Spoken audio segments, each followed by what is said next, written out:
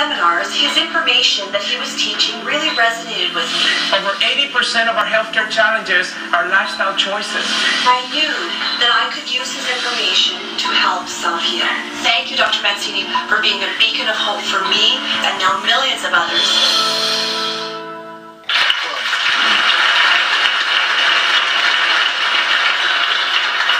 Dr. Fabrizio Mancini, who has been pivotal in transforming the lives of thousands of people. He's an internationally acclaimed inspirational speaker, he's an author, he's an educator, he's a philanthropist, and he's the president of Parker University in Dallas, Texas. And he has written a groundbreaking new book called The Power of Self-Healing. Unlock your natural healing potential in 21 days. So please welcome a really dear and personal friend of mine, Dr. Fabrizio Mancini. You know, people ask me all the time, they say, well, you know, Dr. Phil, who takes care of you?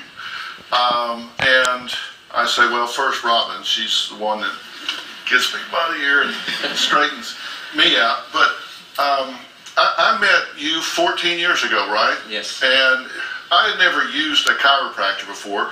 And in generations before, chiropractor has been criticized a lot. It hasn't had a great reputation. But I was open to it because when I was practicing and I worked with a lot of orthopedic surgeons, a key member of their treatment team was a properly trained chiropractor. And so when I started having problems, you did not treat my back. You treated me. You really got into what you call the three parts of this that are important. And it's a very holistic sort of thing. You can't have a one-legged stool. You can't have a two-legged stool. And you say there's physical self-healing, emotional self-healing, and spiritual self-healing. Talk about what you mean. Well, the first thing to recognize is that our bodies are self-healing and self-regulating. So that means that we're already born to heal naturally. Number two is that I learned that the master system is the controlling system of the body. It supports all the cells, all the organs. So the physical component is what most of us are used to. You know, move your body, exercise regularly, make sure that our body has an ability to move. Movement is life. We have to make better choices, you know. Almost over 80% of the diseases that we have today are made because of the choices we make on a physical plane. And that's why for me in chiropractic, the one thing that it taught me more important than anything is that we see patients as well. That means I see you as a well individual. I don't see you as a sick individual. My job is to try to figure out any possible way naturally to facilitate that self-healing inside of yourself and address the cause of the problem, not just manage symptoms. Did you hear he said I was well? He said I'm a well individual? Yes, because of him. Okay, yeah, right. When I was in Dallas, I got chiropractic treatments from you like 2-3 times a week. Right. And now I'm in LA. The first thing I did was talk to Dr. Mancini, found one of the graduates from Parker University, who's Dr. DeFazio, sitting right here, Patrick DeFazio. And we've seen each other for 10 years, 10 years at least now. Twice a week, right? Yes, sir. Yeah. What do people not understand about this wellness business? Because you guys really approach this in a holistic way, and you do with me. From a chiropractic perspective, we look at the body as a whole, and we work to allow the body to restore itself to normal function. So what we do is help the body release its own innate power to heal itself. Look, I want to put some of this into play here, because I want to add somebody to the conversation. Now, Joe was only 5 years old when his entire life dramatically changed. And now, 40 years later, he still feels trapped in an emotional nightmare. You're going to really relate to this. Take a look. When I was 5 years old, the drunk driver ran a red light. She was clocked at 120 miles per hour, and she crashed into my family's car. My sister Maria, who was 11, was thrown from the backseat through the windshield. I was thrown out of the car and into the woods. The tragedy really was my dad and my sister both passed away.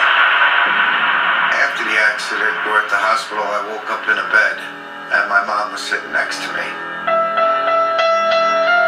And I said to her, I can't feel my legs. And just as I said that, a doctor walked in and said, yes, son, you're paralyzed, and you're never going to walk again.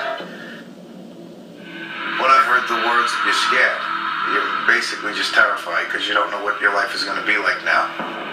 prisoner in my own body.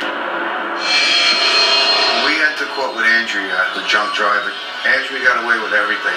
She got no jail time, no nothing. What really devastated me, that haunts me till this day, is that when she got off the stand, she looked at my mother and said, "Hooray for me and you." How do you do that? How do you do that to somebody and devastate a family and then have no remorse, not even giving a Sorry.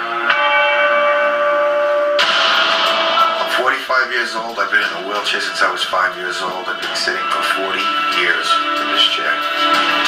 Growing up without a father is terrible because he's the man that you go to for advice. He's your counselor, your dad.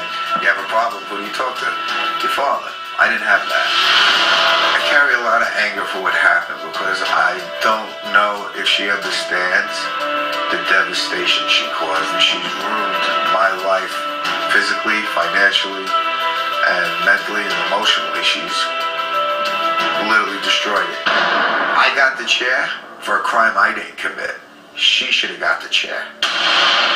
Before we start, I need to say, in fairness, that the drunk driver in this situation is not here to defend herself. We did contact her, and we said, we're calling from the Dr. Phil show, and we're calling about what happened with you, and she hung up. I have to say that the things you say are allegations. You know in your mind what's true and what's not, but enough about her. I want to talk about you. Okay. How do you deal with this? How do you manage this every day? It's challenging because this could have all been prevented. It was, senseless. And it's almost like I chronically put the blame on that person. And you still have a lot of anger and pain from this every day. Yeah. Still drives you. Sorry. So what's the challenge here? I mean, can Joe let go of 40 years of anger and pain and finally have some peace? And then what do you do to maximize your physical, emotional, and spiritual experiences when you are so limited? Dr. Mancini and I are going to take this bull by the horns when we come back.